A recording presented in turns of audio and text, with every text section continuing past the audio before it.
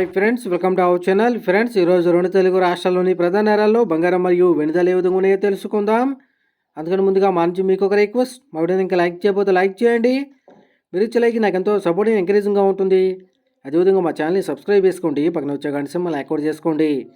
Friends, ఈరోజు రెండు తెలుగు రాష్ట్రాల్లోని ప్రధాన నగరాలైన హైదరాబాద్, విజయవాడ, విశాఖపట్నాల్లో బంగారం మరియు వెండి ధర చూసినట్టయితే 24 క్యారెట్ల స్వచ్ఛమైన గ్రామ్ బంగారం 6,349 రూపాయల దశలు అవుతూ ఉండగా 24 క్యారెట్ల 10 గ్రాముల బంగారం 63,490 రూపాయల దశలు అవుతుంది.